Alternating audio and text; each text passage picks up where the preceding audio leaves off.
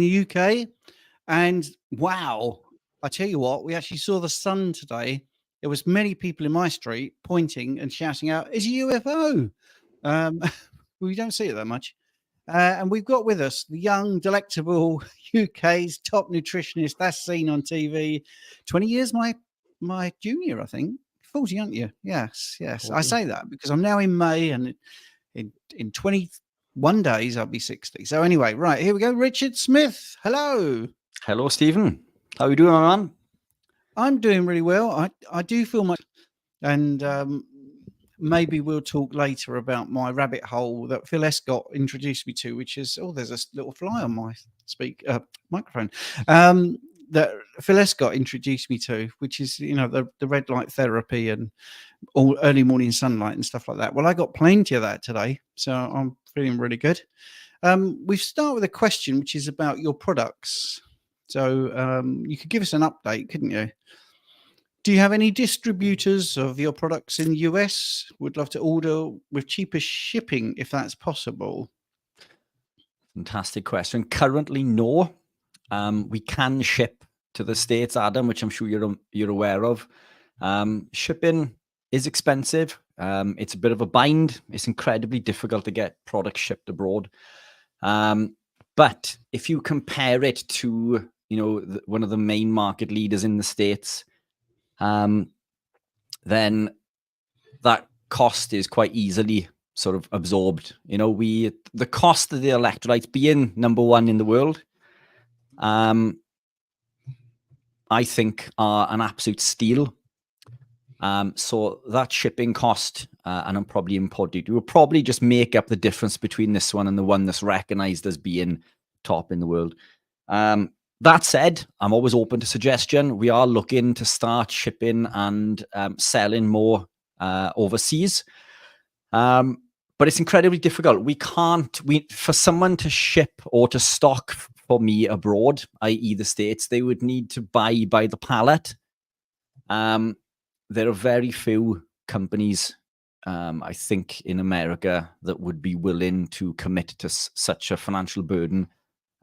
If you know of anyone who is interested, or if you are indeed interested, then reach out. But it is a hefty MOQ to get stock out there. Unfortunately, it costs more to do it in dribs and drabs. So we need to ship by the pallet. That's brilliant. I wasn't expecting you to be... I wasn't expecting you to be so quick there. I was just trying to get my computer set up properly. Well, that's great. Let's get rid of that thing. So let's do our normal thing. If you want to get your questions in early, please do. And if you want to bump them up to the top, you can always try the super chat. Rich and I like to give good value and a proper full answer. So if you ask a question, and we're still on sort of the first one we got one coming up from, say, Miss E about ultrasounds. If we give an in-depth answer for that and you start putting your question on, at 7:10, don't repeat that question if we're still answering questions from earlier. We will get to them. We try to get to everyone, but obviously can't guarantee that. Right. So Miss E is saying, question.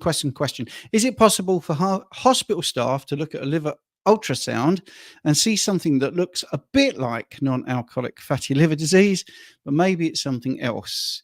Does it look totally different to other things? Did you want to do that one, Rich, or do you want me to go have a look at that? If you have more info on this than I do, then fire away. Looking at ultrasounds is not one of my strong points, I'll be honest. Coming from the world of phlebotomy, I'm sure this is something that you can answer in depth with, so fire away. Okay, right. Well, certain medications can look like non-alcoholic fatty liver disease. I'll tell you where this came from, actually, my rehab training, because I was trained to use ultrasound. So, we had to look at it. So it's not the exact science you think it is. It is quite telling. And I'm not saying that it isn't non-alcoholic fatty liver disease. Obviously, the big one is it could be alcoholic fatty liver disease. I'm only laughing because that seems like an obvious one it could be, but I nearly missed it. But it's interesting. Now, viral hepatitis can be a cause. So that's an interesting thing. And a lot of what they do is they will look at clinical presentation. And obviously with hepatitis, you've got yellowing of the eyes and the skin and other things, other signs. You could have a viral version or an autoimmune version. So that obviously would then entail some blood tests. Wilson's disease, which is copper accumulation. So it could be that. If you're eating a lot of liver, for instance, or liver supplements, or if you claim to be the carnivore doctor and you have way too much liver, that's one of the things that can happen. You can have copper accumulation, and you can also have like a lipid problem, basically, and that could even be with carbohydrates. And one of the things that I was going to talk to Richard about actually is we're always talking about terminology, right? Non-alcoholic fatty liver disease. Well, let's just take a step back. Alcoholic fatty liver disease, right? If you get that, you take out the alcohol and your fatty liver disease gets resolved. So why don't we call non-alcoholic fatty liver disease what it could be, which is carbohydrate toxicity liver disease, because the fat that's accumulating in your liver is either be coming from sugars or from fructose. So I just think sometimes we could tell it like it is. So yeah, sorry to hear you've had that. But yes, there are many other things. And then what they do is what's called differential diagnosis. So you'll have blood tests, clinical presentation, all those sort of things. They might do another scan because the angle can be slightly different. There was years ago a very interesting sort of plant-based presentation, got a lot of traction, and it had an artery that was allegedly clogged up by saturated fat. And then on a plant-based diet, this artery was completely clear. And for those with a trained eye, you could see that it wasn't taken at the same angle. So it was rubbish, actually. But anyway, that's hopefully answered that. Did you want to add anything at all, Rich? No, all good, my man. All good. Right. Okay. So then we got Matthew here, which is Thomas DeLaura. Recently did a video on trimethyl glycine as being a real great supplement for muscle building and fat loss at the same time. Have you heard of this supplement and known its benefits? Right. Well, the first question I would ask is at the end of the video, did he say that he now sells this supplement and this sort of stuff? So I've got a coffee being delivered, which is great. Well, basically, you know, you're looking at an amino acid, glycine, and 3 methyl groups. That's it. That's what I think Thomas was saying. And it's just like anything. It could possibly enhance athletic performance and support muscle growth. And it does increase creatine production. So that's the claims. Lowering homocysteine levels, which is nothing to do with bodybuilding, is another claim for it. It's not something that I have actually used or had any clients use. And Richard is an absolute expert in electrolytes and supplements.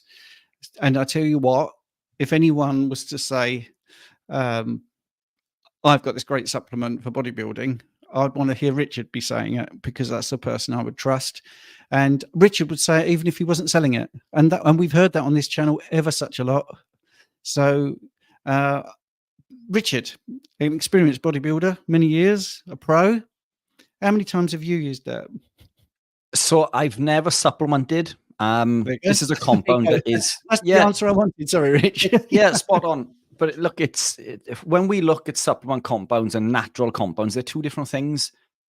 Many of the supplement compounds of TMG come from plants, which, you know, we're not big fans of, being carnivores. They don't work the same way in the body. TMG is made from choline, which we can get from eggs. I eat lots of eggs. You know, I don't need to supplement with anything else in order to do those things. And that's quite often the case when we are carnivore. Let's go back to the medication thing, which we touch base on quite regularly. You know, many people will say like turmeric confers a benefit for A, B, C, and D, and there's all these other compounds. And yes, they do in specific settings because they work as medicines. These things have, you know, medicinal applications, but we shouldn't take medication unless we're unwell. And what we tend to find is when we begin a ketogenic low-carb, carnivore-based lifestyle, we remove many of these toxic compounds, and all of these issues now go away. Now we don't want to take these compounds because we are still taking medication when we don't need it, and this can cause damage. And it's as simple as that. Living a carnivore lifestyle, we produce these compounds at a natural level, at a much higher level. We block inflammation. We are no longer consuming all of these anti-nutrients, the fiber, the lectins, the phytic acid, the isothiocyanates and flavonoids, all of these toxic compounds which are inhibiting the body's ability to work correctly. And now the body has the ability to heal, repair, and thrive. So supplementation, you always need to take a step back and look at why you are supplementing. If you are supplementing with TMG, then there's probably an issue going on with lack of choline, so on and so forth. And maybe TMG is being blocked by other pathways, some of these said compounds. Remove the plants, eat more eggs. It's as simple as that. It is that simple, isn't it? And here is a question right up your street from James. And thank you for the super chat. That's really helped the channel. So mTOR activation. Will a meal within 1 hour after a fasted workout interfere with this process, or is it optimal to wait for 3 to 4 hours before eating anything? Yeah, awesome question, James. Look, it's not going to interfere, but it's going to prolong the mTOR reset. So you can eat immediately. So you've trained, you've activated mTOR directly and not via IGF-1, which is what we want. We want to wait 3.5 to 4 hours, give or take, for mTOR to reset before we reactivate it again with around 3 grams of leucine. You can do so with 1.5 grams, but optimal levels seem to be closer to 3. This is around 6 eggs or an average size piece of meat, chicken breast, steak. Around about 40 to 50 grams, give or take, should be enough. And it does depend on, before people call me up on weighing their beef and work it out that this is short. That's a rough figure. But we need 3 grams of leucine to activate that mTOR. So if you've activated mTOR and then you've finished your workout, then you eat, then all you're doing is prolonging that mTOR activation, which isn't always a bad thing, but we want to benefit from the reset. So all you're doing is bumping on that mTOR reset by another hour, which is incredibly difficult if you are restrained with time. Eating windows, training windows, and sleeping windows while still trying to elicit a fasted state is difficult if we are prolonging that process. So there's nothing wrong with it. I just don't think it's optimal. I think that we should wait that 3.5 to 4 hours. I've done a couple of consultations recently, and what I've come to realize is that the ideal situation doesn't always exist. So you have to make this work to fit your lifestyle. If you need to eat there because you can't in 3.5 to 4 hours, then do that. It's still, even if you still activate mTOR 3 times or twice throughout the day, this is still more than you would if you were continuously in that single mTOR activation. So you've got to do it to suit your lifestyle. Some people can't train first thing in the morning. So then we could break a fast. We could eat. That's 1 mTOR activation. We're shortening the fasted window, but that's still 1 mTOR activation. Then we could train 3.5 to 4 hours, or even eat 3.5 to 4 hours and train later. We need to move these things around to accommodate our lifestyle. And sometimes it's incredibly difficult. The perfect day doesn't exist. Not every day, at least, anyway. Brilliant answer, Rich. And I knew you'd be able to answer that, because that's one of the things I'm banging on about, because we're going to do a bodybuilding book together. And I know you're busy, and I'm very busy, but that sort of thing is exactly what we're going to be covering. Right. Okay. Next question. Mojo Curie, I think it says, Mojo Curio. How can I increase stomach acid? 11 months strict carnivore, but still have pain, diarrhea, eating a meal without HCl. So, right. Zinc. A zinc supplement. Yeah, we can't get zinc from meats, but zinc supplements can help. We should be able to get enough from animal proteins, but I see this time and time again. If you need to pop some zinc in, this should help move processes along a little bit quicker. Allow a couple of weeks. I know you've been carnivore quite a long time, but yeah, I think zinc is the key to that. Yeah. And I think just for some other practical things, you could look at your meal frequency and give your stomach a little bit of an assistance. So let's say you're doing 2 meals a day and you're spreading them out over 6 hours. Let's say you could do 3 meals a day, same volume of food, but divided by 3 rather than 2. And just let your stomach acid catch up the production there. And obviously, red meat is really good if you can have that 3 times a day because of the taurine. But yeah, a good supplement to fix it is zinc. Do you sell zinc, Rich? I do not. There you go. You see? I do not. Proof of the pudding there. Well, proof of the steak. Right. Okay. Let's have a look at this one. Right. We can both probably answer this. I'll start maybe. Herbert, a friend of mine, asked why carb cravings just before the why they have carb craving just before the period, and do you have any tips to deal with it? Yes. Well, I mean, the thing is, when you are just coming up for your period, your serotonin levels do fluctuate, and so does your insulin sensitivity. So serotonin actually regulates your mood and appetite. Estrogen, progesterone, they drop, so the whole thing will lead to a decrease in serotonin, and low serotonin will lead to cravings. So that's it. And also your insulin sensitivity changes, and we all know what insulin can do. Insulin, if you've got high levels of insulin, it will actually stop the fat burning, so therefore your body wants you to eat. The other thing, and please don't have a go at me for saying this, it's not a stereotype. It's also there are sort of more hormonal changes that cause some mood swings and irritability. So that can lead to eating for the dopamine hit to get rid of your, your bad mood, basically. So easiest things to do to mitigate those are firstly this way of eating, which is really good because that helps to normalize your insulin levels. Manage your stress levels, which is easier said than done, but do be aware of it. Obviously, stay hydrated. If your urine is dark, you're not drinking enough water, and if it's completely clear, you're drinking too much. So that would also lead into electrolyte balance. Try and not worry about the sleep, but get good quality sleep. And that would be my tips. Make sure you get early morning sunlight, that sort of thing. Make sure when you go to bed, it's properly dark. Get rid of your devices, those sort of things. But that isn't all those tips and all that knowledge will not necessarily make the next one really easy. But the more you do that, the more you practice these things, the easier it should be to get rid of those carb cravings. Yeah. Also, eating more. Saturated fats and omega-3s will increase BDNF, which helps with inhibitory control. We've touched base on this a couple of times. You mentioned morning sunlight, which increases melanocyte stimulating hormone, and the omega-3s and saturated fat also increase CCK, cholecystokinin.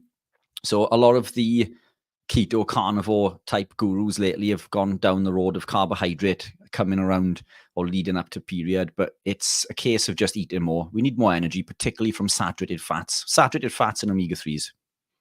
Brilliant. Excellent. And BDNF is brain-derived neurotropic factor for people that know what that is. Right. Lydia, can I ask your viewpoint on Primal Bod Candy American? She discusses insulin all the time and says you should eat with the sun. I've never seen any of her content. I do have clients that have referenced that she was instrumental in helping them. But yeah, insulin is important. I just mentioned it. It's not to be feared. Inappropriate chronic elevated levels of insulin are there to be feared. And eating with the sun, yeah, absolutely. Getting with your circadian rhythms is a good thing. You don't want to be eating 10 o'clock at night with artificial light, watching Netflix and the world's worst film at the moment, Unfrosted, which I inflicted on myself a couple of days ago, which was atrocious. I was a big fan of Jerry Seinfeld. So there I was thinking, look at me breaking all the rules. I've got the blue light late at night, and I'm stressing myself because this film is absolutely awful. Didn't pay for it, so that's quite good. Right. Anyway, that's my 2 penneth. I don't know her, but I would think she's okay because the people that I've coached who have mentioned her have all done really well. and basically being mindful of insulin and eating within sort of the sunlight hours seems to be pretty good advice.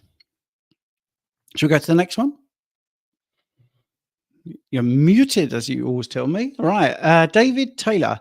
While on carnivore, I did a training walk of 22 miles and felt great. I had some bit long at the halfway. Yeah, sorry. Yes. I had the halfway point and had my Keto Pro electrolytes. Ended up fainting 30 minutes after the finish. Blood sugar. So what do you reckon? Yeah, I mean, 22 miles. It again, look, we're all different. You know, it sounds like you've pushed your body to an extremity. Yeah, I mean, there could be a number of conditions going on there, but I mean, in regards to endurance, you know, I've worked with Ironman athletes who have finished Ironman for 14 hours, you know, between 10 and 14 hours with no food at all. So it could be a case of fat adaptation. Yeah, it could be your body's not fully adapted. You're not producing glucose through gluconeogenesis. Number of factors. The thing when it comes to training is make sure you increment things. You need to do things incrementally. And I'm a fine one when it comes to doing these things because I tend to go like a bull at a gate, and I end up injuring, and then it puts me out of action. In fact, when I began running, the first 12 months, 6 months of that time, I was injured because everybody kept telling me to increment things 10% at a time. And I went out for a run one day and decided to run twice as far because, you know, I thought I could. And then that led to injury and things. So you need to take your time with these things. I mean, 22 miles it's not far off a marathon. If you're not used to walking that sort of distance, then, you know, you need to build up to it. But you need to stay hydrated throughout the 22 miles. That's a long time. So you need to make sure you're properly hydrated prior, you know, before, during, as well as after. And if you need nutrition along the way, then, you know, biltong is, you could probably go for the higher fat of a higher source of fat.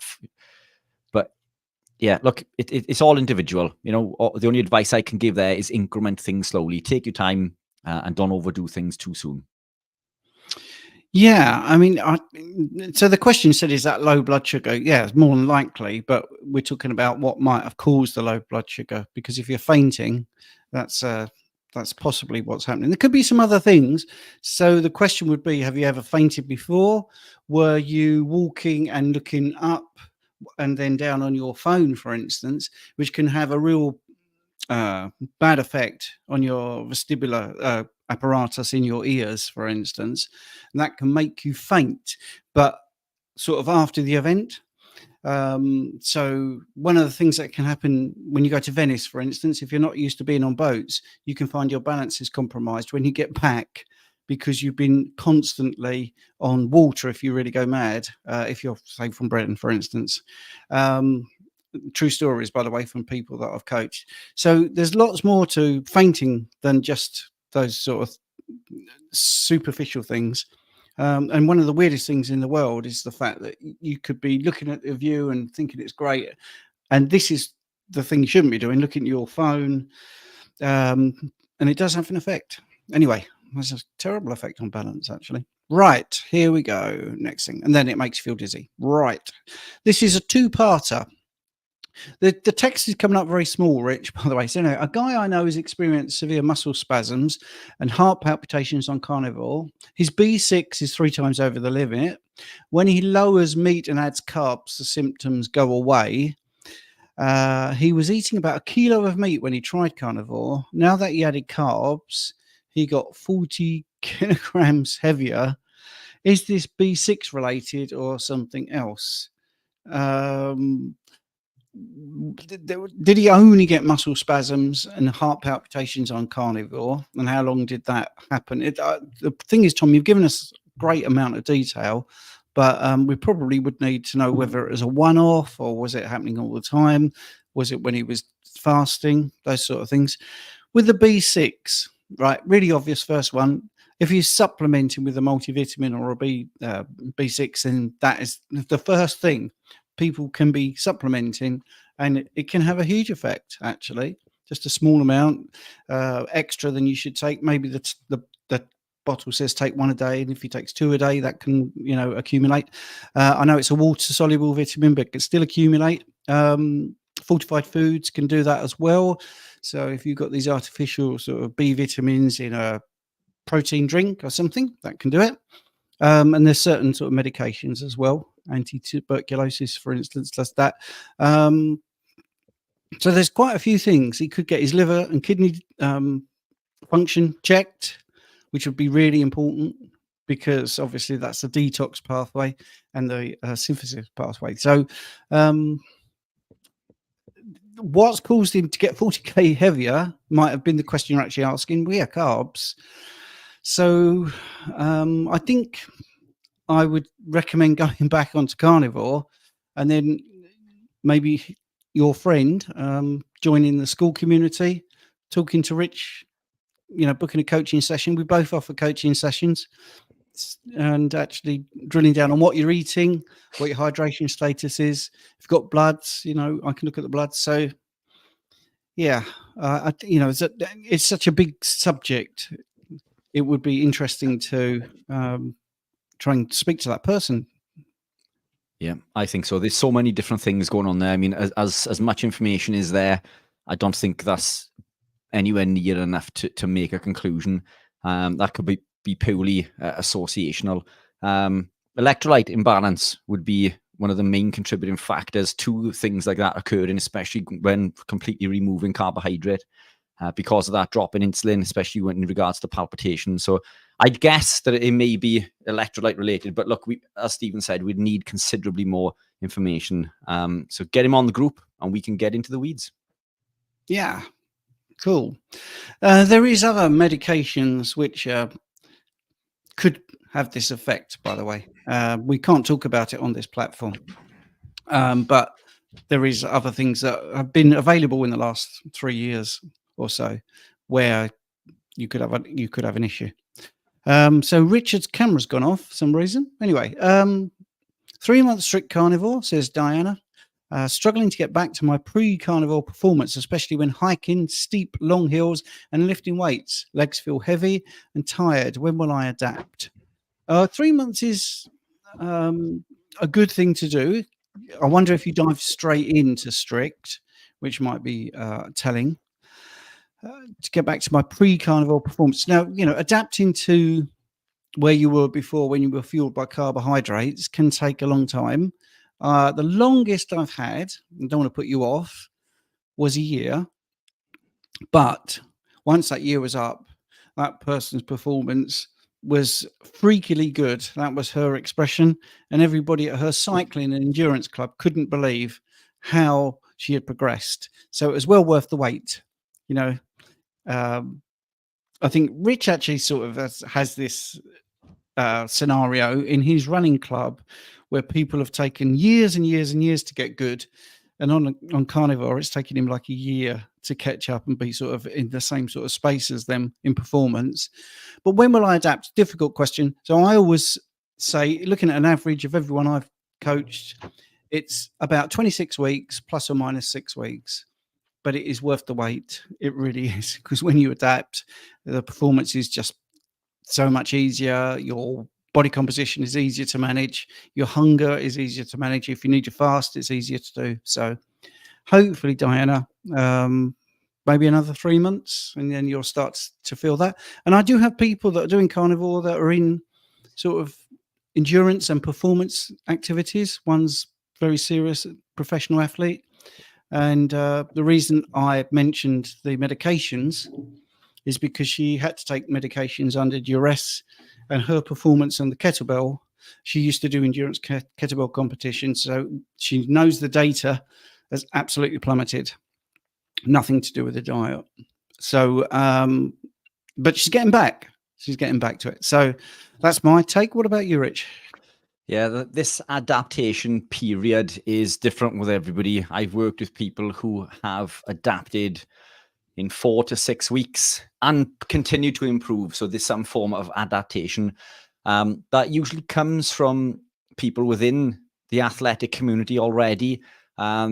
And then the opposite, people who have never trained prior to this, who have nothing to compare to, seem to adapt quicker because they feel a lot better, but they don't have any athletic performance figures and numbers to compare to.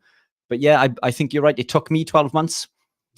It took me around 12 weeks to start seeing, improvements back to some form of normality. Electrolytes, again, are really important. Electrolytes are essential for the production of energy.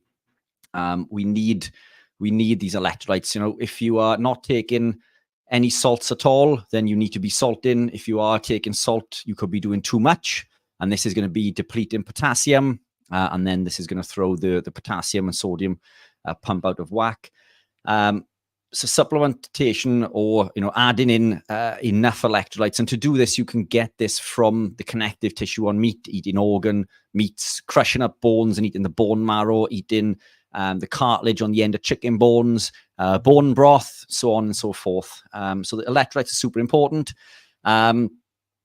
Creatine could be something else you could add. This will help strengthen the muscle, but it can work against you if you are sort of doing long hikes. It could lead to calf cramp, which is why I took it out with running, because it was causing cramping in my lower back, because it makes everything hard, but it does fuel the phosphocreatine energy system. But it will help with the weightlifting considerably, because it's going to hold water in the muscle and it's going to allow you to fuel that PC system. We look at carb as being that energy source for these heavy lifts in the gym, but it isn't. We don't hit that glycolytic energy system. The energy system that we tap into is the phosphocreatine energy system. This is the energy system that's going to give you your 1 to 2 rep maxes, and typically power bursts of 10 to 20 seconds, which we can prolong through the supplementation of creatine monohydrate. But those would be my 2 stabs. Look, so we've covered this many times before, and I will just go into it again really briefly. But we need to upregulate specific enzymes and pathways within the body, particularly the monocarboxylate transporters and specific enzymes called BDH, SCOT, and ACAT, which all need to be upregulated. High intensity exercise can force adaptations.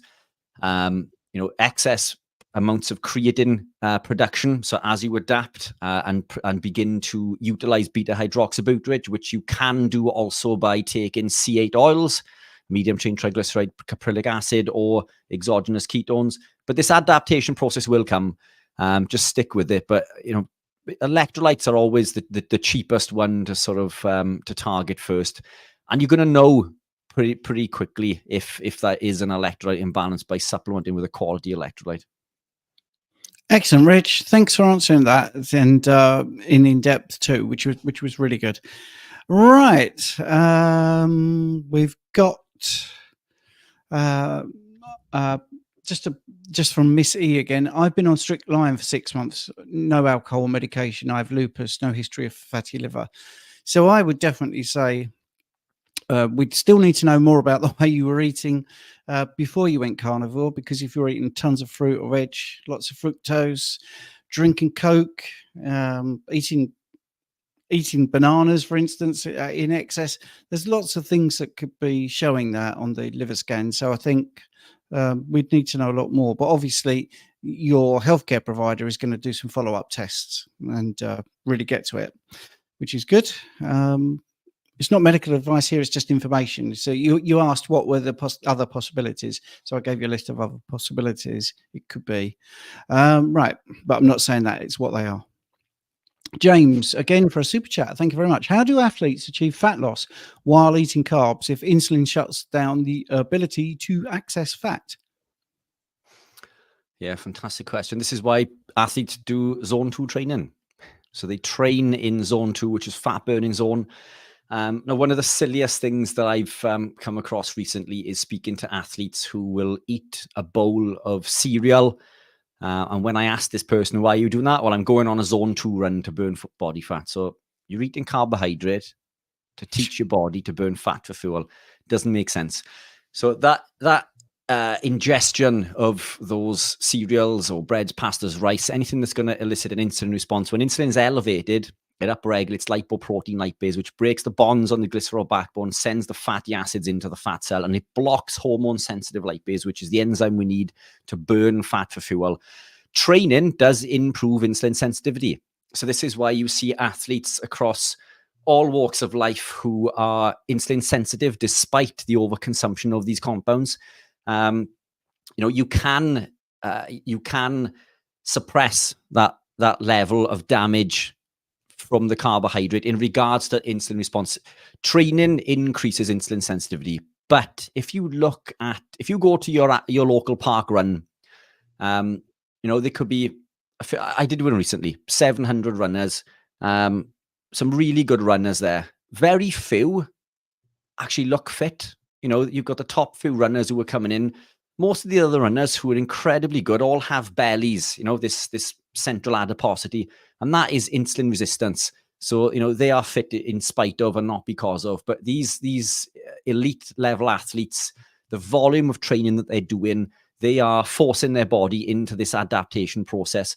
Good friend of mine, Mikey Davis, who I call Clark Kent because he's like Superman. He's ex-vegan, now carnivore, or predominantly carnivore. He had what I'd call a clean or cleanish vegan lifestyle prior to me beginning to start work and things with him. He would eat white rice, which we know is lectin free, and white rice is probably one of the best sources of carb on the planet, arguably. But he was still producing ketones because of the level of training that he was doing. So he was outworking the volume of carb that he was actually putting in. And the vegetables that he was consuming were on the lower end of the toxicity scale. Now he's dropped all carb, gone carnivore. He's improved around 12% within 12 months or since the year before, which is an incredible amount for an athlete who's already at that elite level. So yeah, this is the reason why. If you train, you're going to increase insulin sensitivity. Cutting carb is not the only way to increase insulin sensitivity, but why put that 2 hours on the treadmill, to keep that weight off if all you need to do is not elicit that insulin response in the first place? When I was bodybuilding, a typical protocol with a cut-in phase would be to train on weights in the gym and then do like an hour of cardio. And typically people would start with 20 minutes and then it'd be 25, then 30, all the way through the cut until sometimes they work up towards 2 hours of cardio in order to continue to lose this weight. Every comp I ever competed in, I competed on zero cardio. I never did cardio. I hate cardio. Now that's all I do, but that's not the point. It doesn't mean I like it. I refused to do the cardio because I wanted to show people that living this lifestyle, being in this fat burning zone, producing ketones, allows us this superb ability of losing body fat at an incredible rate. All we need to do is adjust the volume of fat that we consume orally, and the body will literally flick the switch into consuming this. And the human body will carry 15 times more energy stored as body fat compared to our counterpart in the form of glycogen from carbohydrate. And also, we can also store glycogen, and this is another common misconception. People from the carb community will say that you need carb or you need glucose. Yes, you do. The human body needs glucose to live, but we make glucose. And studies time and time again have shown that we have the ability to increase glycogen stores at a higher level than even a carbohydrate athlete through these adaptation processes and through the upregulation of gluconeogenesis and the body's ability to send lactate to the liver and convert it in to glycogen and buffer the hydrogen ions within the muscle at a considerable high level. But it's purely to do with the amount of training that they're doing. This training that they're doing is overcompensating for that ingestion of carb. Don't put the carb in the first place. You won't have to train as much. You'll burn way more fat. You become fat adapted far quicker. Zone 2, sorry, Steve, I know I'm going off on one a little bit, but Zone 2 training is regarded as like the elite within endurance work because it teaches your body to work in that fat burning zone. And the general rule is 80-20. 80% of your training should be done in Zone 2. I would argue maybe against this, and only through personal experience. And the reason I say this is that every time I have competed as an amateur or professional in any sport, I've always tried to take a step back, not get pulled into the general way of thinking. Just because everybody else is doing it doesn't mean it's right. So you start to look at how the body works, what these compounds do within the body, what are we trying to achieve? And then you start to unravel this puzzle. You start to take the pieces out of the puzzle and you rebuild it. And sometimes this puzzle looks different when you rebuild that puzzle. The way that I trained with bodybuilding was completely different. Yes, I do zone 2 training, but zone 2 training only works out around about 50% of my current training. The other 50% is top end. And these figures are not, I'm not setting the world alight with these figures, but I recently ran just over a 37-minute 10K and just over 70, I think it was a 17:37 5K. These big runners, that you see at the local park runs are doing considerably quicker than that, but I've only been running for like a year and a half. So look, if you look at that rate of improvement comparatively, it's incredibly high. And I put that down to pulling levers that nobody else is pulling, utilizing things that nobody else is utilizing. But my body burns fat constantly, so I don't need to train it to work in that zone 2, that fat burning zone. It's constantly in that zone. All I need to do is teach my body to maybe apply myself to longer distances as and when I need to. Brilliant. And I'll just answer a short bit to it. Most athletes don't come into the athletic community with fat loss as their goal because they've probably been training since school when they haven't got fat. Secondly, insulin is a growth hormone, so you need it to increase your muscles and your bone density. And so what are the goals? You see, this is the thing. An athlete will want some insulin for those growth factors. It's not about insulin being bad. As I said earlier, it's about inappropriate, chronic, elevated levels of insulin when you don't require it.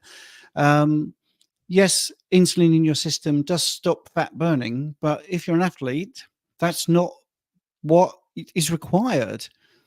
It's going towards growth and performance and those sort of things. Anyway, but Rich is right. You don't need to eat carbs, but that's the way I'm an advanced personal trainer. I train people to get to the Olympics and stuff like that.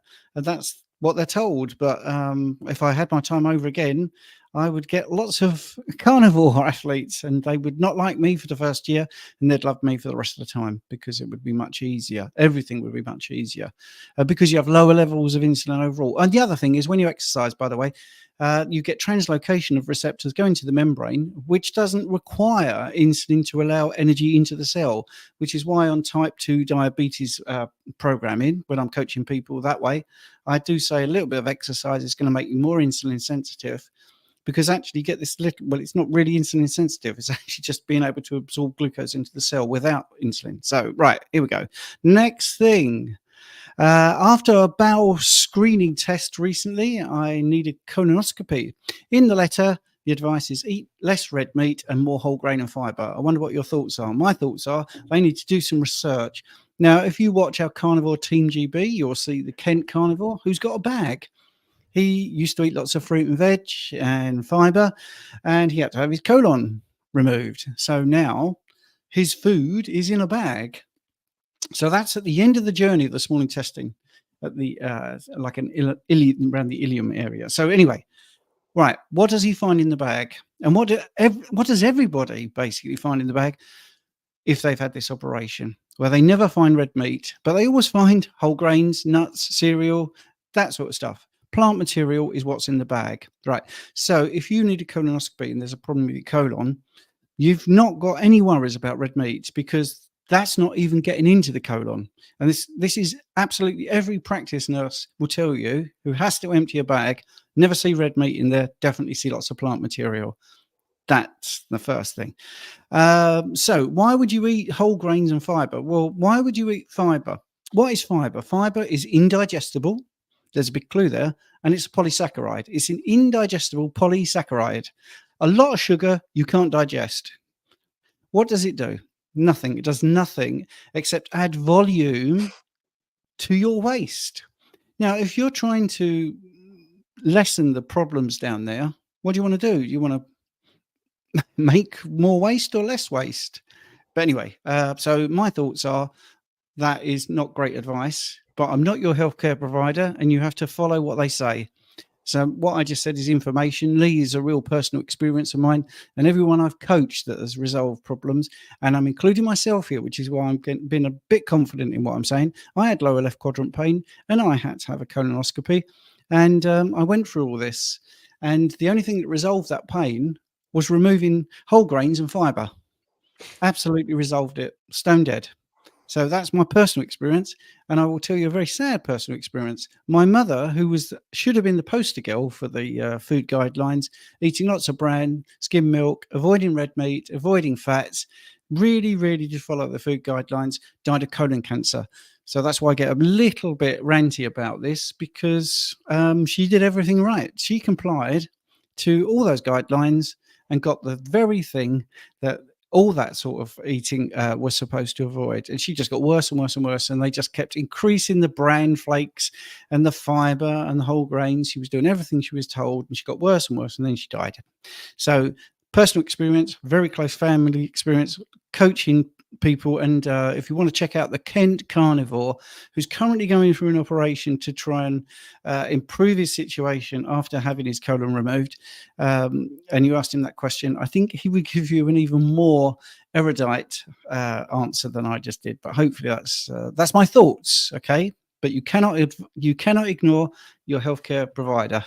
You've got to do your own research. Should we go on to the next question? Fire away. Yeah, thank you very much. Okay. Right. Adam is saying, I reversed my gastric bypass March 28th. Brilliant. Was instructed to drink apple juice before surgery. A protocol called ERAS, Emergency Recovery After Surgery. Have you ever heard of these types of scenarios? Absolutely. Yes. And it's supposed to be evidence-based. If people do this, they get out quicker. But what's it compared to? The thing is, it's not compared to people eating carnivore. It's not compared to people reducing fiber. It's not compared to people with no fiber. It's not compared to people that don't eat grains. So I could show you great stuff in my personal training portfolio if I compared it to a really rubbish program. And I said, look, but I wouldn't call it a really rubbish program. I say, look, this is a standard program and this is my program. It's 20% better in this way, 30% better in that way. Yes. These last two questions are just a little bit hit a nerve for me, because, the protocols they're just really obvious. So it's preoperative education. So before you have your operation, you get told about your condition, you have a nutritional assessment, and then anything that's a morbidity, they try to help you with that. All right. They always go for minimally invasive surgery. That's another thing. But that should be what everyone does. Pain management should be sort of multimodal. It shouldn't be just painkillers. It should be sort of motion and all this sort of stuff. Fluid management, all of that. There's loads of things, and apparently this works. Well, of course it does, because they're actually putting some effort into the patient that's educated them and moving them and adding all these things. And this is really analogous to lots of terrible nutrition science, where something comes out great, but it's comparing it to something that's really rubbish. But anyway, Rich, do you want to move on, or do you want to have your two penneth on that? Yeah, I agree completely. I think you've covered everything. It is 100% compared to what? I know we've got loads of questions, so let's move on to the next one. Yeah, sorry about that. My mum says her husband won't just eat meat. She wants to know which is better to have with it, bread or vegetables. Vegetables. Yeah, vegetables. But be careful which ones. In fact, what I'm going to do, Alison, I'm going to share a link. Where's my cursor? I'm going to share a link because I have a list of, where is it? Knowledge base. You're going to put a link in the chat, are you? I'll put a link in the chat. So I have a shopping list on the website. Now, I'm carnivore, but as you guys know, I work across the board with everybody that's willing to improve health and well-being. And within the ketogenic community, there are lots of vegetables which are deemed to be okay on keto. But as we know, all vegetables contain toxins, but they are on a scale. Some are considerably more toxic than others. Now, what I've done in this list is we have a traffic light system.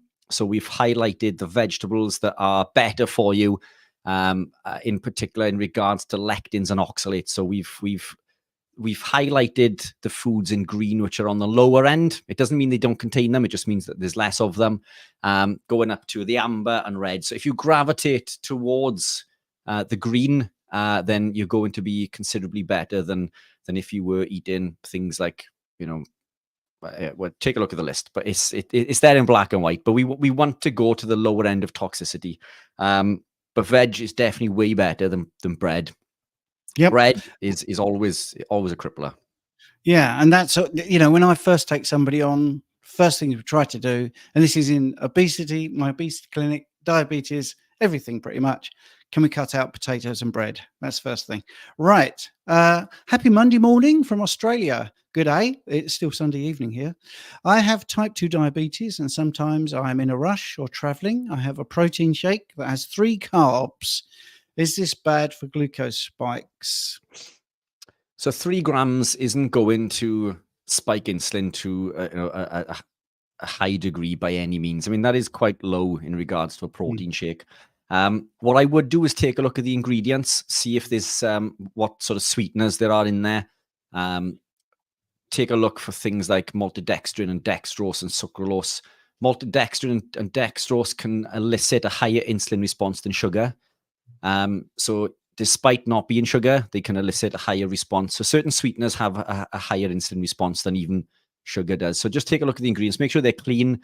But 3 grams is negligible. I mean, it's if you were consuming 5 to 10 3 times a day, I wouldn't be overly concerned. That's well on the lower end, but just make sure the ingredients are clean. And if you are unsure, join the Skool Group. I'm sure Steve will chuck a link in at some point later. Join the Skool Group. You can send us the list of ingredients and we can go through those with you during the live tomorrow, or again, maybe we can cover this one day, maybe next Sunday. But ingredients are incredibly important. 3 grams, I'm not overly concerned.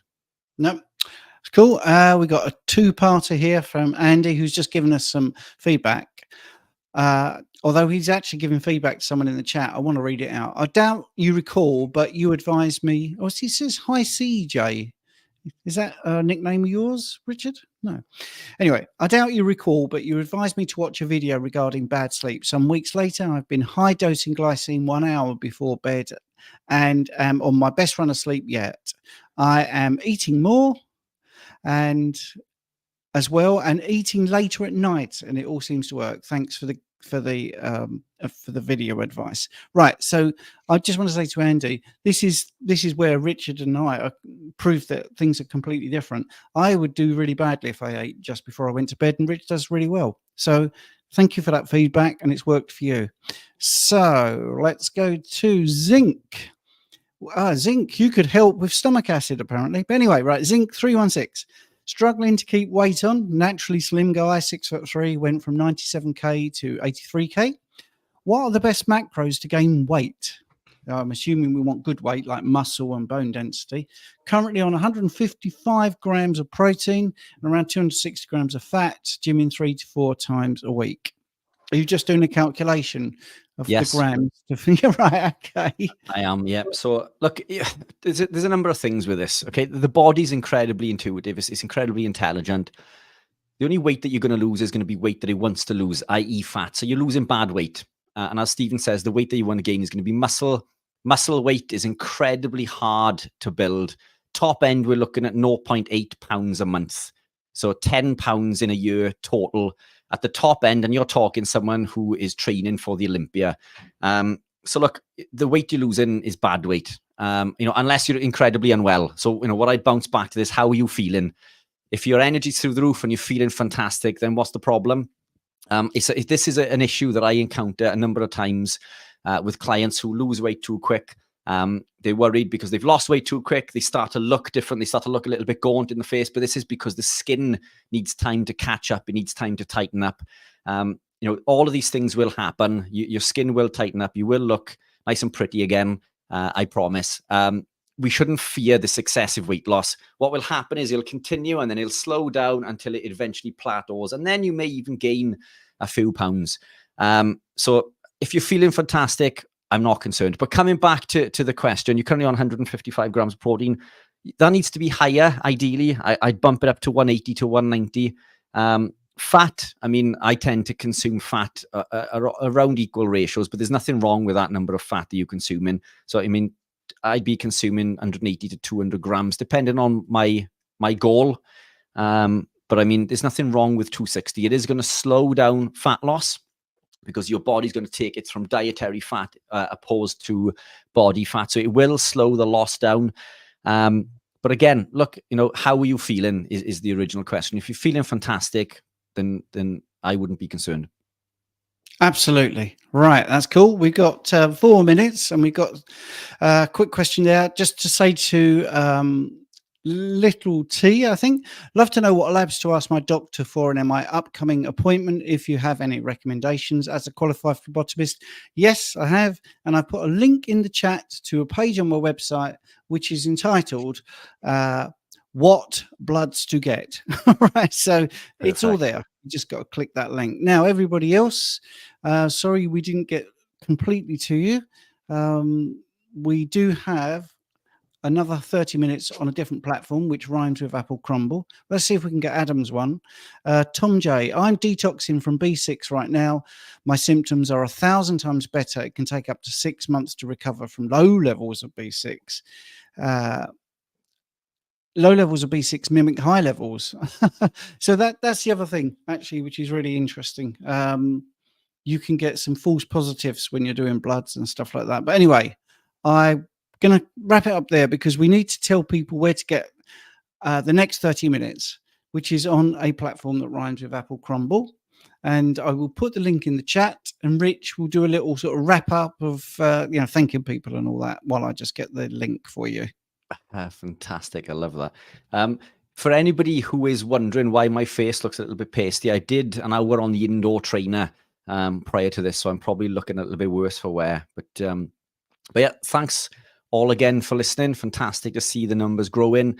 We're going to be moving over to the new platform, or the other platform that rhymes with apple crumble. For reasons we cannot say that name on this platform. But the other platform enables us to go into some detail in regards to certain topics that maybe we can't cover in depth on this platform. So it's a fantastic platform to ask any questions that you may think may stir up any troubles in regards to our viewership on YouTube. I don't know about you, Steve, but I've had a lot of issues lately in regards to a couple of videos that I've posted. The carnivore vegan video, one of them, Blue Zones that I recorded recently with Ryan. Yeah, I think we mentioned things about climate and so on and so forth, some keywords that maybe were tagged up. And my channel has just almost stopped dead in regards to growth and views and things.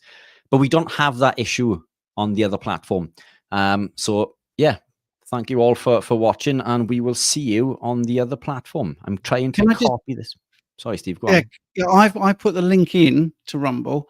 I just also want to say, if you got target weight, I now do offer personalized meal plans. So if you're looking to gain weight, lose weight, you can go to my website. There's free meal plans there, and also if you want a personalized one, I can do that for you. Anyway, right. Thanks, Rich. I'll see you over on the other platform, mate. See you on the platform. Yeah. Thank you all. Bye, everyone. Bye, everyone.